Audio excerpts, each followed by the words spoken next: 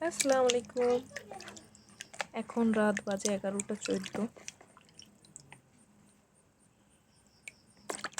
ছোট্ট ছোট্ট ইলিশ মাছ। তো এই ইলিশ মাছ দুইটা হচ্ছে গিয়ে ফ্রাই হবে। ফ্রাই এখন করব। সবাই সাথে থাকুন, দেখতে থাকুন।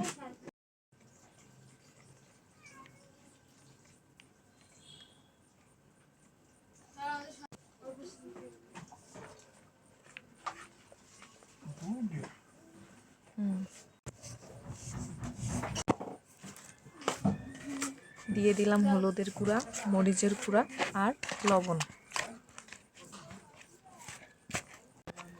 সুন্দর করে এটা মেখে নিব মশলাটা। আমি অনেক আগেই এইটা হচ্ছে গিয়ে মশলাটা মেখে রাখবো। মেখে রেখে শেষ হয়ে গেল। এই যে হাত দিয়ে দেখছেন, এর সঙ্গে একটু সামান্য তেলও দিয়েছি, সয়াবিন তেল। তো তেলটা মাখার পরে এই যে সম্পূর্ণ মেরিনেট শেষ। এখন আপাতত থাক 5 মিনিট এই অবস্থায়, তারপরে আবার ব্যাক করতেছি। এই যে দুইটা মাছের জন্য একটু পেঁয়াজ মরিচ কাটলাম। মাছটা বেশ রসা রসা হয়ে গেছে মশলাটায়, অনেকক্ষণ যাবত মশলা দিয়ে রাখাতে। হলুদ লবণ মরিচের গুঁড়া এগুলো লাগিয়ে তেল দিয়ে রেখে দিয়েছিলাম। এখন এই দুইটা ফ্রাই হবে, সাথেই থাকুন।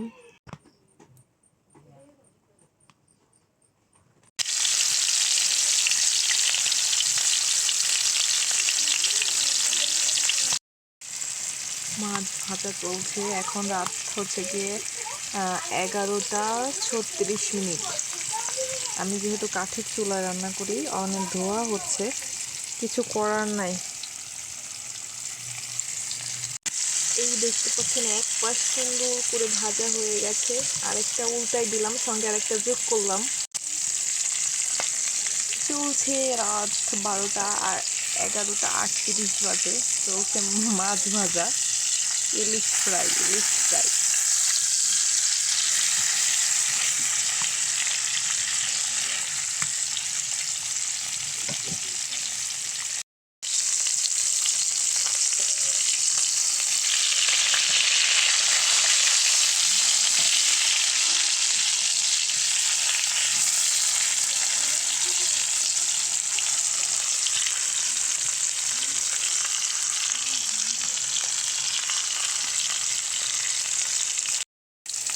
যেহেতু এটা শুধু তেলের উপরে ভাজা হবে, এতে কোনো পানি দেওয়া হবে না, তাই এটা অনেক বেশি কড়া করে ভাজতে হবে, যাতে সম্পূর্ণ মাছটা এতটা ভাজা হয়, যাতে এইভাবেই খাওয়া যায়। যদিও ইলিশ মাছটা অনেকেই কম ভেজে খায়, কিন্তু আসলে এই রকমের না, কম ভেজে খেলে ভালো লাগে না, তাই কড়া ভাজা দিচ্ছি, এই জন্য অনেক সময় লাগতেছে।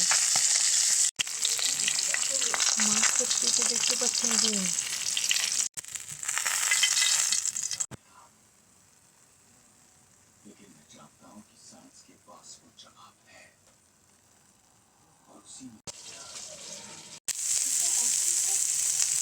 শেষ আলহামদুলিল্লাহ। এই যে দেখতে পাচ্ছেন পেঁয়াজ মরিচ ভাজা শেষ, সম্পূর্ণ মাছ দুটো ঢেকে দিয়েছি সুন্দর করে, এমন করে।